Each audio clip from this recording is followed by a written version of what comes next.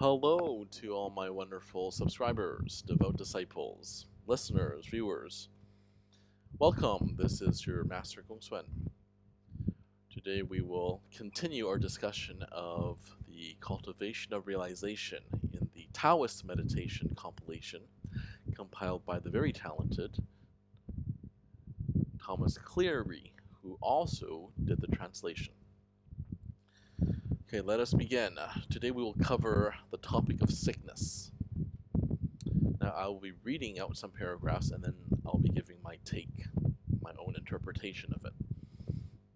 How does sickness arise? Everyone creates psychological afflictions based on wandering thoughts. Once psychological afflictions have arisen, they injure the heart within. Once the heart is injured, it cannot nurture the stomach, so one does not enjoy food. When the stomach is debilitated, the lung energy will be deficient, thus causing a cough. Once there is a cough, water energy dries up, so wood energy is incomplete.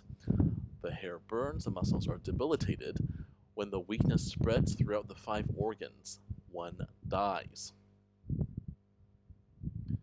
So a lot to think about there, but it's true, right? I also believe, as someone who has studied medicine as well, especially traditional Chinese medicine, and Western medicine too, a lot of our physical illnesses arise from the mind, and you will learn more about this as we go on in the chapter, but just keep this thought in mind. Let's continue. When wandering thoughts sprout and stir, this is when sickness originates. People today do not notice this. They invariably wait until pain affects their bodies before they consider themselves sick, not knowing it was not an overnight thing, but developed gradually. Yes, and this is what traditional Chinese medicine is good at healing. Long-term chronic conditions. Whereas Western medicine is great at these acute traumatic injuries, but lacks a bit on managing chronic conditions. All right, let's continue. Outside the body, there are 6 extremes: wind, cold, heat, humidity, dryness, and fire. Inside there are 7 feelings: joy, anger, sadness, happiness, worry, fear, and surprise. Those who get sick because of the 7 feelings are internally impaired and develop symptoms of deficiency. Those who get sick because of the 6 extremes are externally debilitized, or rather destabilized, and develop illnesses of excess. Yeah, and this is true, right? It makes perfect sense. So, let us continue.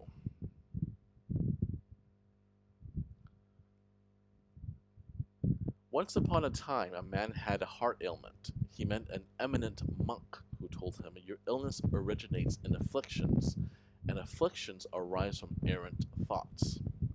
Now, there are 3 kinds of errant thoughts. If you think back to the good times and bad over the decades, the favors and hostilities, the various idle emotions and feelings, then this is errant thought of the past. Right. Because I'm thinking about this. If you're doing that, then it means that you're living in the past. You are allowing something that happened before to cause you to feel bad in the present, and that is not good.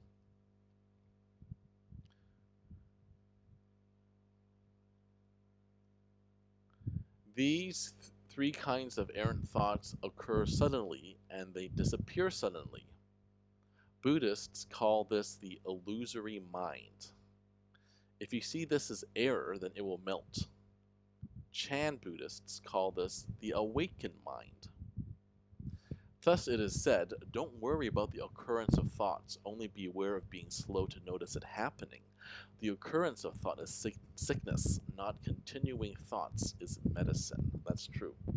So essentially, we're all making ourselves sick. We're thinking about it. We're thinking about things that make us unhappy. And we shouldn't, right? I mean, sure, we've all had trauma before, who hasn't? But there's no need to dwell on that trauma. You could think of happier things, right? The occurrence of thought is sickness, isn't it? Right? That makes you sick. But you're your ability to discontinue those thoughts, then that's your medicine. Now it's true, right? So that's why you have to meditate. Concentrate on one thought at a time. Do not allow your mind to be overwhelmed. Control your mind. This is both in Buddhism.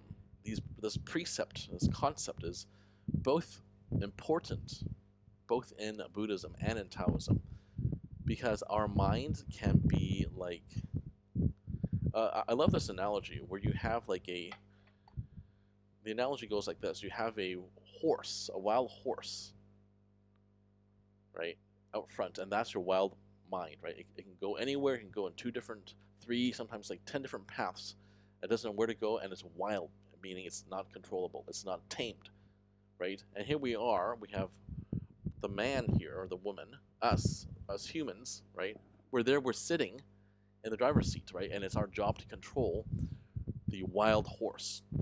Otherwise, it will pull you in every different direction, and at the end, even after 5 minutes, you will feel absolutely exhausted. And who the hell wants that? That's why we have to learn to control it. How do we control it? Through meditation. Now, I have lots going on. I will be creating a course on meditation, but all in good time. But meditation is super important. We cannot allow our thoughts to, go from one irrelevant thing to another. Not only irrelevant, but irrelevant, random, and unrelated. We can't be thinking about Thai massage and then Taoism, to the President of the United States, to Teenage Mutant Ninja Turtles, to what we're going to have for breakfast, to whether are we afraid to ask out that girl. We can't do that. That's too much in a short span of time, in 5 seconds. That is exhausting for anybody. So essentially, illnesses, they're caused by these errant thoughts, and I actually agree. Because we've seen it. I've seen it happen before. I've seen it when someone was perfectly fine, and then he developed cancer, and only for me to realize later on that his mind was not very well controlled. And I've seen many cases of this. Okay, let me continue on. This is the very last paragraph of this chapter. When you have an illness, know it yourself. Once you know it, you should cure it as soon as possible. If you dislike the cure and avoid facing the illness, when impermanence comes upon you, it will be too late for regrets. By impermanence, of course, we mean death. Of course, because we look at a case like Steve Jobs. I mean, I know pancreatic cancer is not easy to cure. My uncle had that. Poor old man, Dr. Hui. That's my uncle. He was a dentist, a very poor, kind, sweet, gentle soul, very kind soul.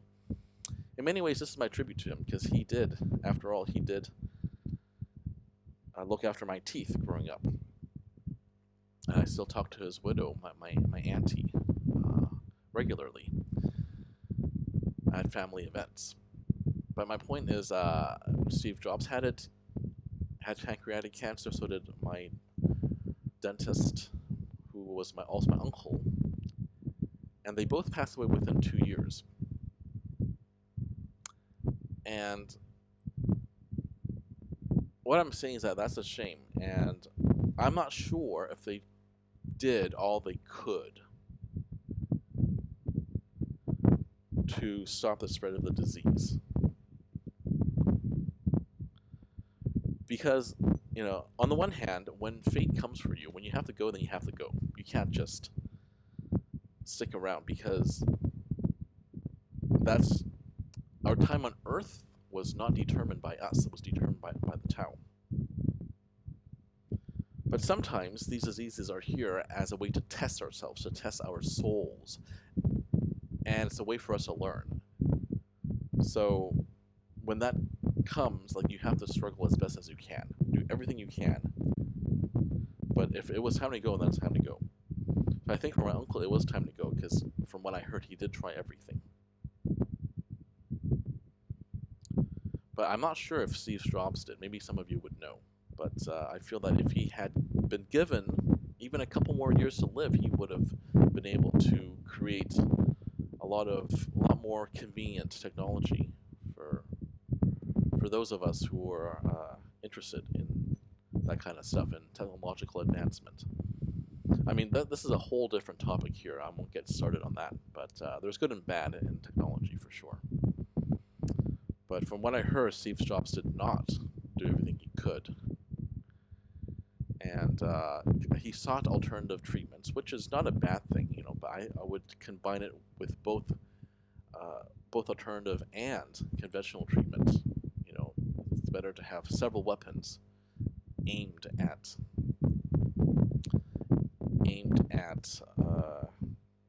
the illness.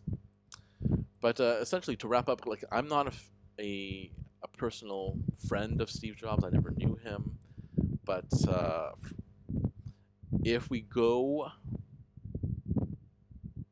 by the Taoist belief that all illnesses arise from errant thoughts, then I think for him, like, he was a very creative soul, but I think at the same time he